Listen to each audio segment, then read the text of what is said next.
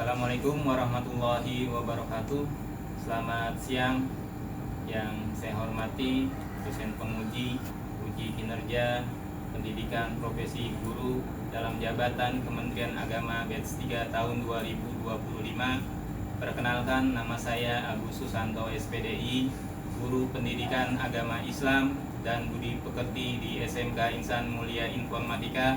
Saat ini terdaftar sebagai mahasiswa PPG dalam jabatan Kementerian Agama gelombang 3 tahun 2025 di LPTK UIN Syarif Hidayatullah Jakarta dengan NIM 42500100607. Saya akan mengikuti uji kompetensi mahasiswa pendidikan profesi guru, dan pada hari ini tanggal 8 Oktober 2025 saya akan melaksanakan praktik mengajar di kelas 10 dengan materi hadis sebagai sumber hukum Islam dengan memakai metode PBL. Saya berharap dapat menunjukkan kemampuan sebagai calon guru yang profesional dan kompeten. Saya siap untuk menghadapi ujian ini dengan percaya diri dan bersungguh-sungguh.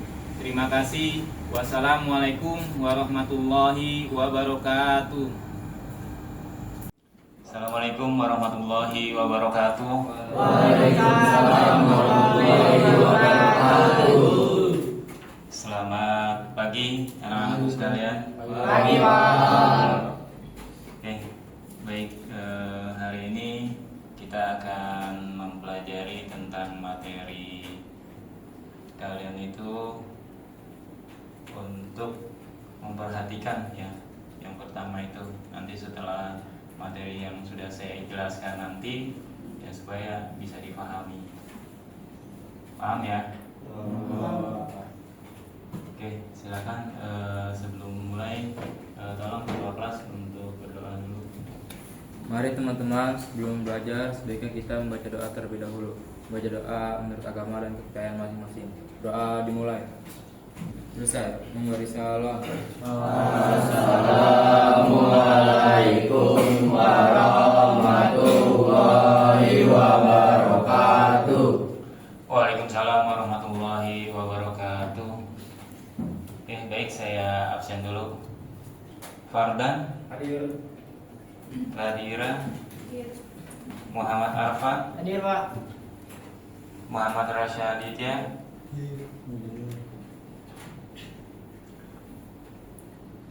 Muhammad Arif Hidayat, Hadir, Pak. Rasyad Fabian, Hadir, Pak. Rayes, Hadir, Pak. Revan, Hadir, Pak. Risnanda, Hadir, Pak. Risnandi, Hadir, Pak. Rizky Febrian, Hadir, Pak. Salka, Siap, hadir, Pak. Stefano, Hadir, Pak. Vino, Hadir, Pak. Denis, Vino Denis, Saya hadir. Zalfa. Oke. Yang tidak hadir 2. Benar. Oke, baik, kita tadarus dulu, buka Al-Quran ini. A'udzubillahi minasyaitonirrajim. Bismillahirrahmanirrahim. Al-Qari'ah, Mal-Qari'ah, wa ma adraka mal-Qari'ah. Yauma yakunun nasu kal farasil mabsus, wa takunul jibalu kal ihnil manfus, fa amma man saqulas mawazinu wa huwa fi 'ishatir radiyah, wa amma man khaffat mawazinu wa ummuhu hawiyah, wa ma adraka ma hiya narun hamiyah. Allahumma arhamna bil Qur'an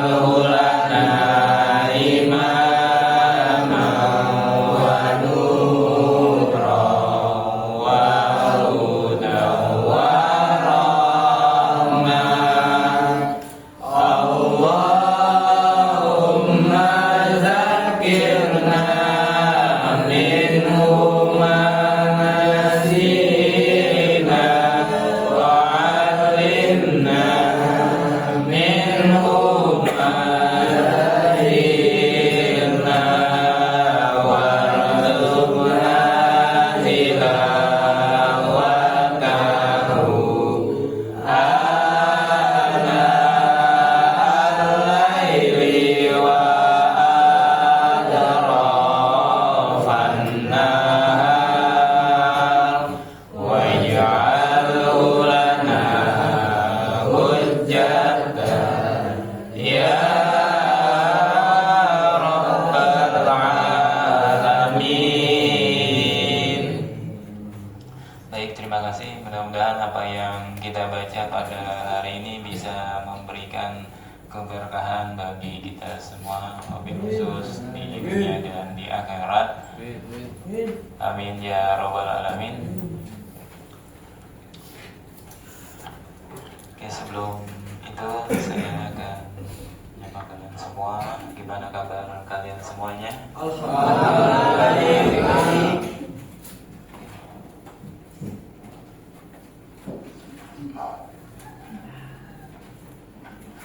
Dirnias, gimana Dirnias kemarin?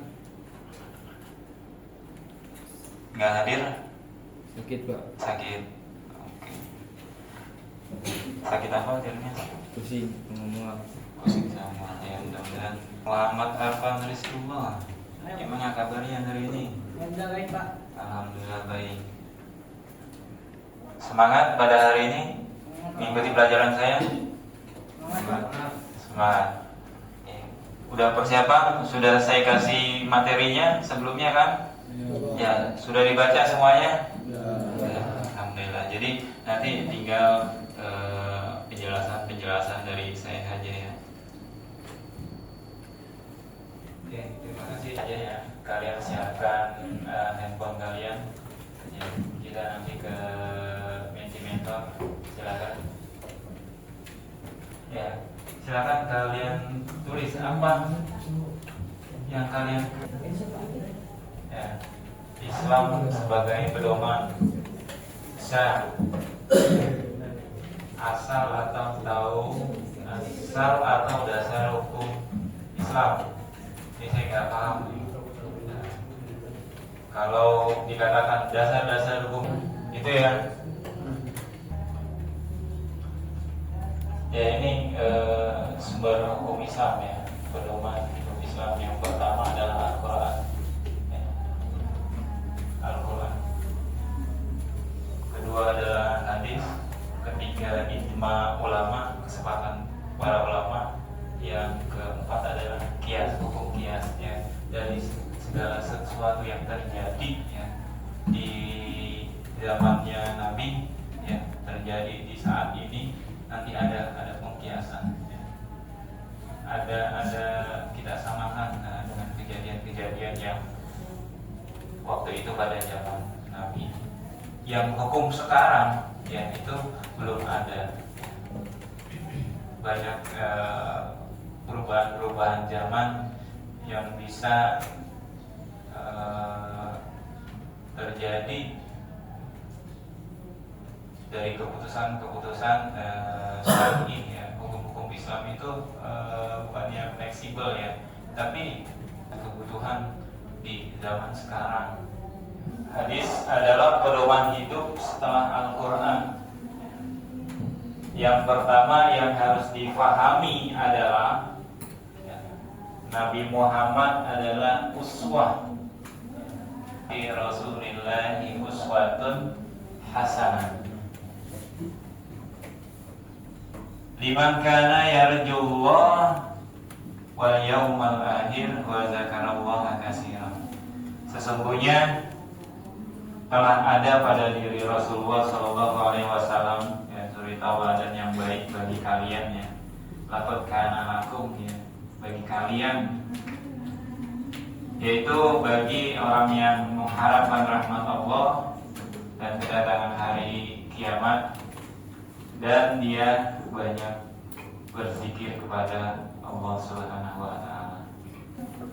Kenapa? Ya, hadis itu ya, jadi sebagai sumber hukum Islam. Salah satunya yang pertama ini. Karena ada uswah, ada suri tauladan pada diri Nabi Muhammad. Kenapa dijadikan sebagai sumber hukum Islam yang kedua? Ya. Sebagaimana yang dijelaskan dalam Al-Quran surat Al-Ahzab ayat 41 ya. Yang kedua, ya, Nabi Muhammad adalah pembawa atau produk hukum ilahi, hukum Tuhan, ya, sebagaimana dijelaskan dalam Al-Quran. Ya. Setelah Allah menurunkan Al-Quran, ya, secara bertahap, ya, secara bertahap, ya, ya, isi dalam kandungan Al-Quran itu banyak, ya, ada yang kisah, ya, ada yang hukum, ya, termasuk yang kedua ini, ya. Mayutil harusnya fakot atau Allah, ya. Barang siapa yang taat, ya, kepada Rasul, maka sesungguhnya ia telah mentaati Allah Subhanahu wa taala. Wa man tawalla, ya, fa arsalnaka alaihim hafizah. Tugasmu untuk menjadi pemelihara bagi mereka, ya. Jadi bagi orang-orang yang tidak taat kepada Rasul, ya, Allah sudah memberikan jangan pada Nabi, ya, tidak akan menjaga mereka, ya. Maksudnya mereka itu orang-orang yang tidak mau mentaati Rasul, ya. Ya, zaman dulu banyak, ya, orang-orang yang memusuhi Nabi Muhammad di awal-awal dakwahnya Nabi di Mekah, ya. Itu banyak, ya, yang sangat memusuhi Nabi, ya. Makanya Allah sudah menegaskan, ya, sama arsalnaka alaihim hafizah, ya.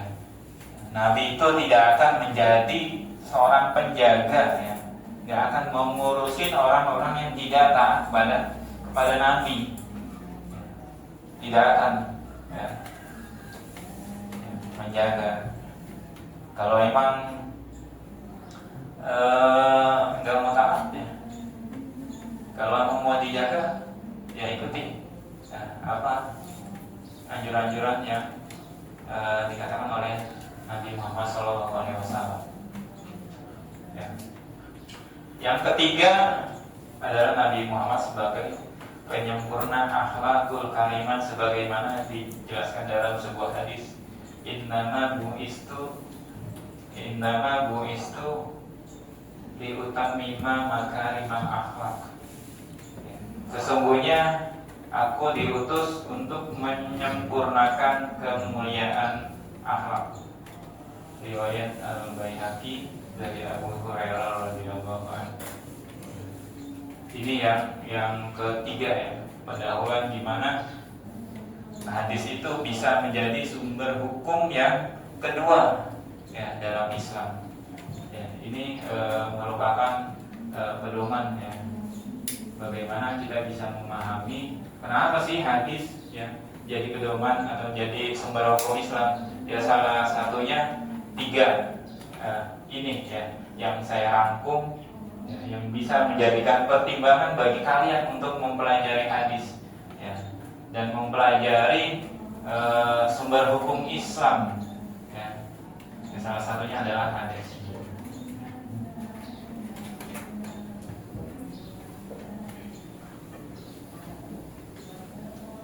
Ada yang mau ditanyakan? Ya. Baru pendahuluan. Ya.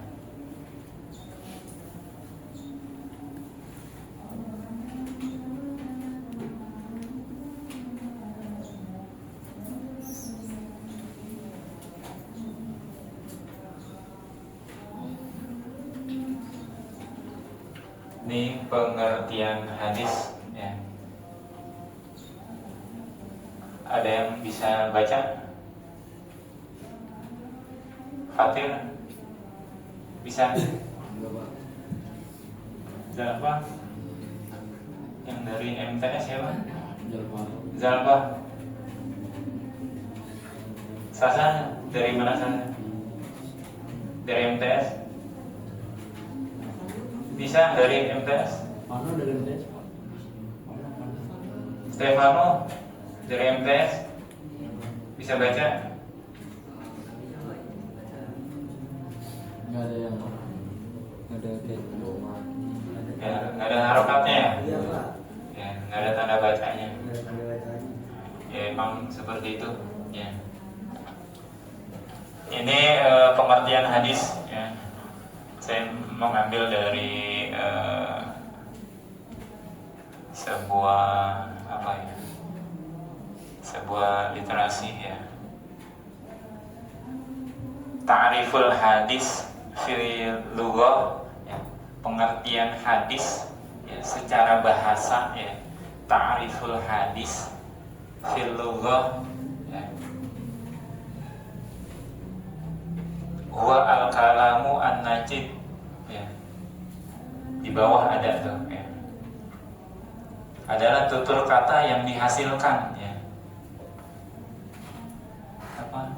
Kata-kata yang keluar dari lisannya Nabi Muhammad ya.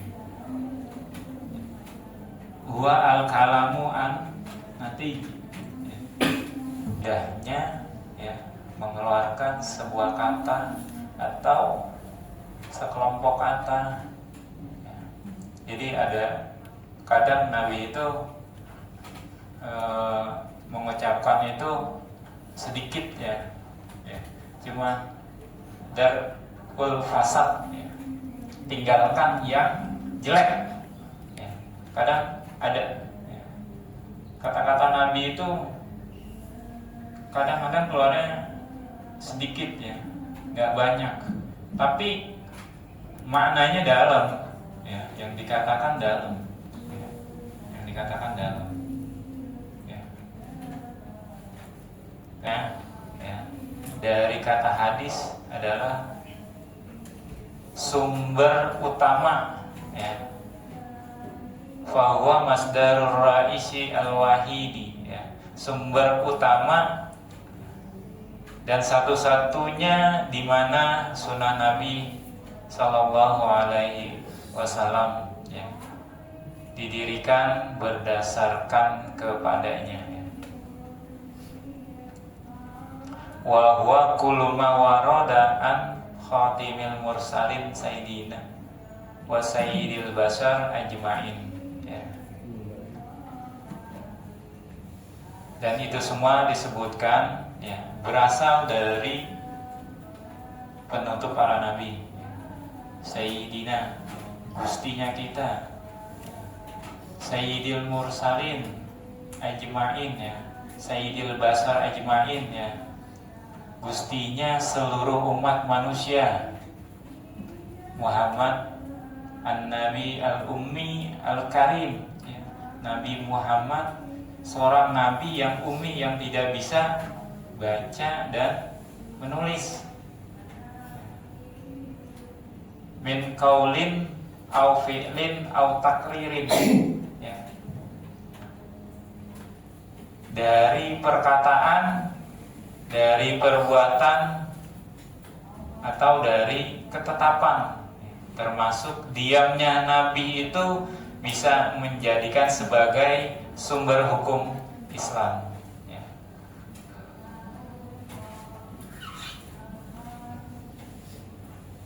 Kalau secara bahasa, hadis itu tadi ya, sesuatu perkataan yang keluar dari seseorang. Tapi kalau dalam istilahinya ya, mawarodaan Nabi Sallallahu Alaihi Wasallam ya, min kaulin au fi'lin au takririn ya, segala sesuatu yang keluar dari Nabi ya, baik itu ucapan ya, perbuatan dan ketetapan ya, yang ada dalam diri Nabi itu ya, merupakan sumber hukum Islam yang kedua. Apa saja ya, perkataan apa saja itu bisa ya masuk dikatakan hadis ya. Perbuatan apa saja yang dilakukan oleh Nabi ya, itu bisa dikatakan sebuah hadis ya. Ketetapan apa saja ya, sampai diamnya Nabi, tidak berkomentarnya Nabi terhadap apa yang terjadi di dalam kehidupan pada waktu itu ya, itu bisa dikatakan sebagai sebuah hadis. Jadi hadis itu adalah mawaroda anin Nabi sallallahu alaihi wasallam min qaulin au fi'lin au takririn ya. Segala sesuatu yang keluar dari Nabi ya, baik ucapan, perbuatan dan ketetapan ya. Kalau dalam bahasa Arabnya enaknya ya mawaroda anin Nabi sallallahu alaihi wasallam min qaulin au fi'lin au takririn. Cukup anin Nabi sallallahu alaihi wasallam min qaulin au fi'lin au takririn, cukup 3 itu aja. Ini juga ada yang menarifi lagi, sama seperti yang tadi saya katakan ya, hanya menambahkan sifat ya, khulqiyah ya, khulqiyah etika ya, khalqah dan khulqiyah ya. Etika ya, etika Nabi itu, sifatnya Nabi itu seperti apa, misalnya orangnya tuh ramah, itu dijadikan ya sebagai sebuah hadis ya. Bisa termasuk sebagai sebuah hadis ya. Nabi itu orangnya ramah, tamah ya. Orangnya sifatnya itu penolong ya. Royal misalkan seperti itu ya. Terus gampang bergaul ya. Sifat-sifat yang seperti itu ya, yang keluar dari Nabi itu bisa ya, dikatakan sebagai hadis ya. Pokoknya segala sesuatu yang keluar dari Nabi ya, itu bisa dikatakan sebuah hadis. Termasuk sifat ya, etika pergaulan ya Nabi selama beliau hidup ya di waktu itu ya, itu dikatakan sebuah hadis. Nabi orangnya ramah ya, cara bicaranya lemah lembut ya, gampang bergaul ya, terus suka menolong orang yang kesusahan ya, itu dijadikan sebagai sebuah hadis ya. Melengkapi dari yang tadi sudah saya katakan ya, min qaulin au fi'lin au takririn ya, ditambah lagi ya sifat khulqiyah dan khalqah ya. Itu. Ini tadi ya hadis, pembagian hadis ya. Ada hadis qauliyah, ada hadis fi'liyah dan takririyah.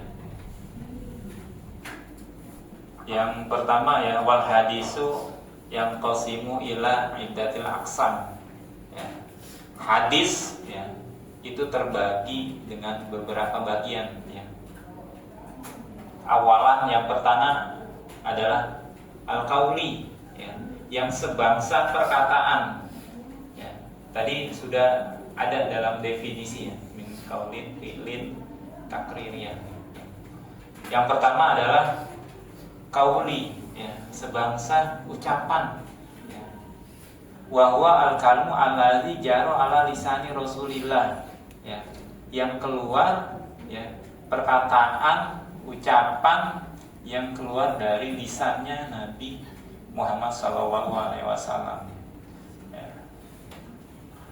Semua yang keluar dari lisannya Nabi itu dikatakan ya, hadis yang sebangsa qauliyah ya, yang sebangsa ucapan, yang sebangsa perkataan.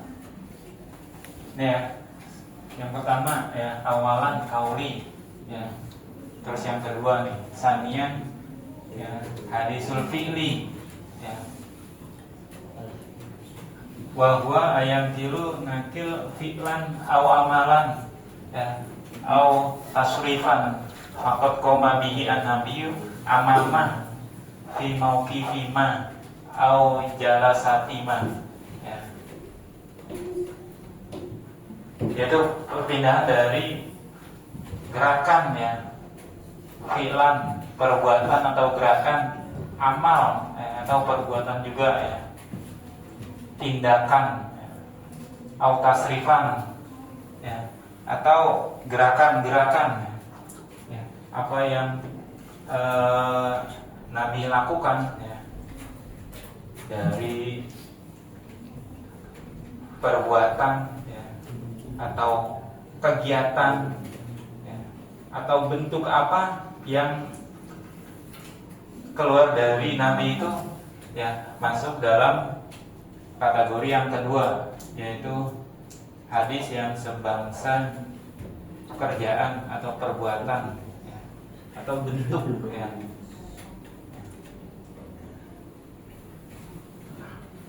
Terus yang ketiga adalah ya, hadisan al-hadisut takriri ya. Wa huwa yaqumu an-nakil yang kilu bidatar fi'li Rasulillah sallallahu alaihi wasallam takiban alal kalam au tasri fi au amalin fardin au majmuatin ma'amama bisumtu ya. Al-ijabi waladhi yukhimu minhu mawaqifatu Rasulillah sallallahu alaihi wasallam ala hadzal kalam au tasrifi au amal, yaitu segala sesuatu yang ada dalam diri Nabi ya, pekerjaan Nabi ya, apa yang keluar dari kalamnya ya, gerakan, perbuatan, baik itu secara pribadi atau bersama-sama ya. Salah satu contohnya adalah diamnya Nabi ya, diamnya Nabi terhadap segala sesuatu yang terjadi pada waktu itu bisa dikatakan sebagai takriri ya, hadis yang sebangsa takriri. Coba Arif baca, Arif. Dan hadis tersebut berbagi menjadi beberapa bagian. Pertama, qauli, yaitu ucapan yang diucapkan Rasulullah SAW pada suatu kesempatan atau situasi, dan hadis qauli didapatkan secara verbal atau ucapan dengan kata-kata yang sama dari Rasulullah, atau dapat memiliki arti atau makna yang sama. Yang kedua, perbuatan yang dilakukan yang sebenarnya, bahwa membawa menyampaikan suatu perbuatan, kegiatan atau tingkah laku yang Nabi lakukan di hadapannya dalam suatu situasi atau kondisi tertentu. Ketiga, hadis deklaratif atau ketetapan, yaitu bagi menyampaikan tanggapan Rasulullah SAW sebagai tanggapan atas perkataan, tingkah laku atau perbuatan seseorang atau kelompok di hadapannya. Dengan keheningan yang positif, dari situlah dipahami persetujuan besar atas ucapan, perilaku atau tindakan ini. Nah, ini bagian-bagian dari hadis. Yang pertama adalah sanad. Sanad adalah orang yang menyampaikan hadis dari Nabi Muhammad SAW. Biasanya itu, ya, biasanya para sahabat, ya, para sahabat yang menyampaikan apa yang dikeluarkan oleh Nabi, ya, baik itu ucapan, perbuatan, dan takririan Nabi. Ya. Itu ada sanad. Nanti kalau saya contohkan nanti setelah ini. Yang kedua adalah matan, ya, materi hadis ya, teksnya, ya, isi dari hadis itu, ya, itu namanya matan.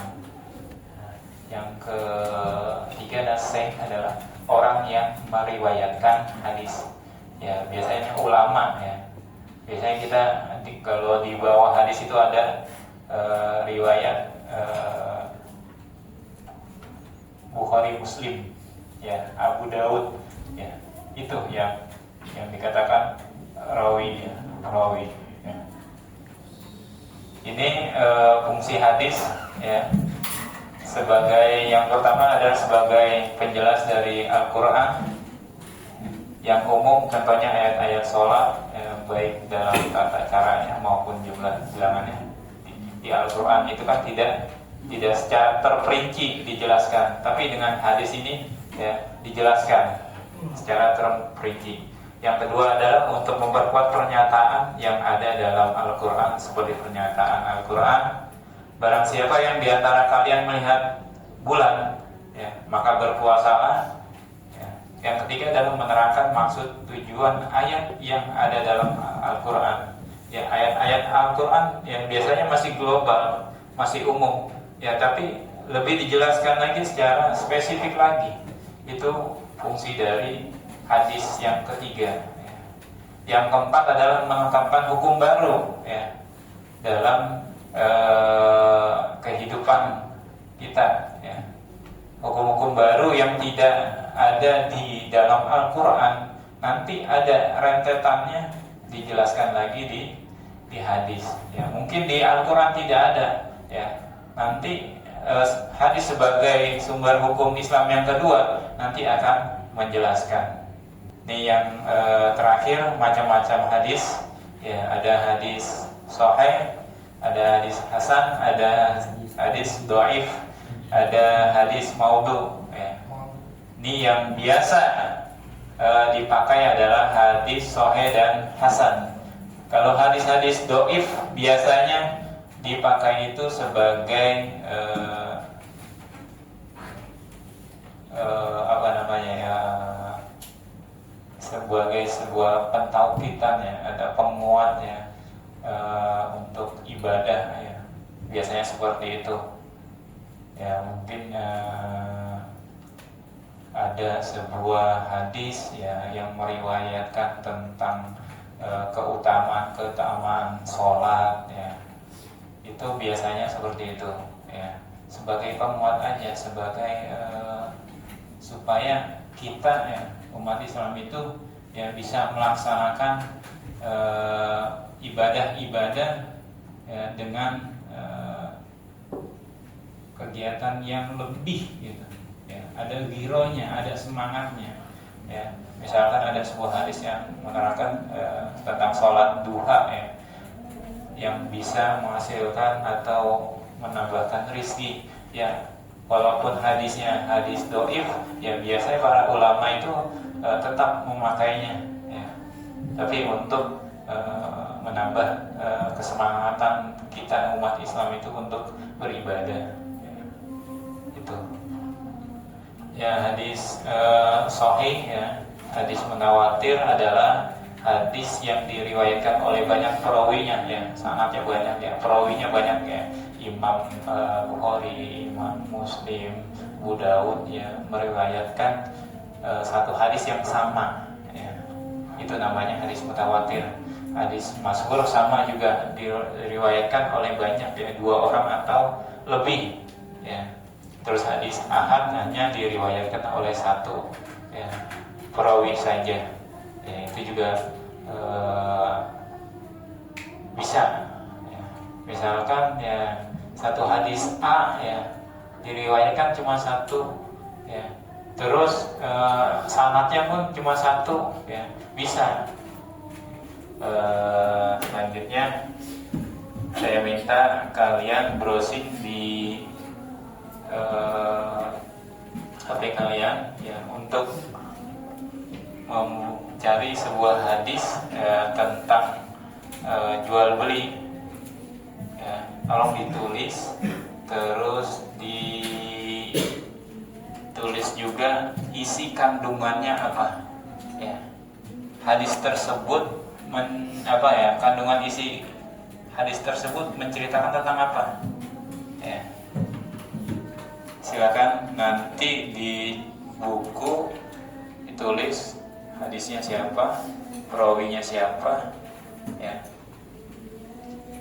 Silakan kalian browsing.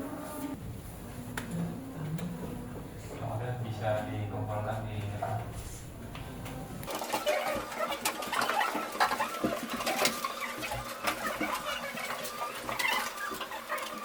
Ya, kesimpulannya dari materi pada hari ini adalah menjelaskan tentang sumber hukum Islam yang kedua, yaitu hadis. Ya. Tadi udah ada definisinya hadis itu apa.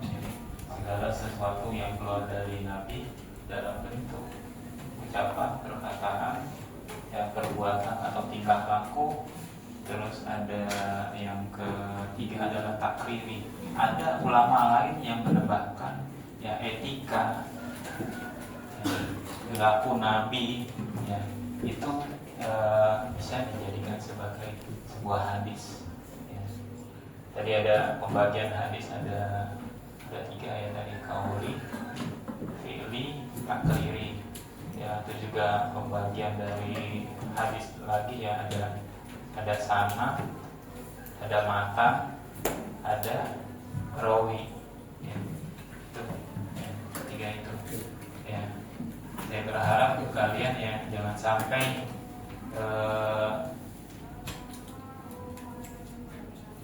tidak memahami ya tentang literasi sumber hukum Islam ini, ya, terutama hadis, karena banyak yang memberikan komentar ya, orang-orang pintar bahwasannya hadis itu ya sudah tidak relevan lagi ya sebagai sumber hukum Islam itu pada saat ini. Ya, jangan sampai terbawa ke arah yang negatif yang bisa mendiskreditkan tentang Islam itu sendiri. Ya, sebenarnya masih banyak ya, masih ada ijma, masih ada kias. Ya, ini pada hari ini cuma bicara tentang hadis. Mungkin ada pertanyaan? Ada pertanyaan? Alhamdulillah sudah semua. Mari kita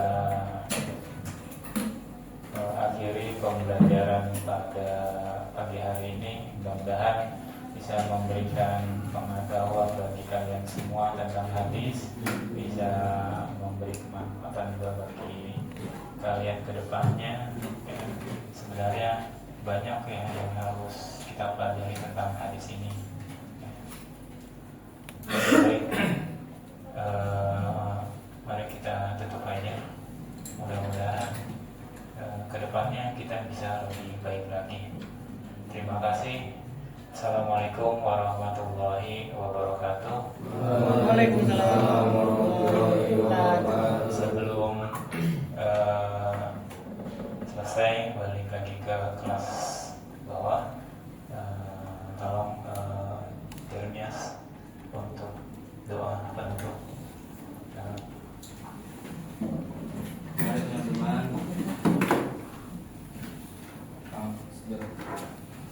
teman-teman, sebelum balik ke kelas, sebaiknya kita membaca doa terlebih dahulu. Membaca doa dimulai. Selesai. Memberi salam.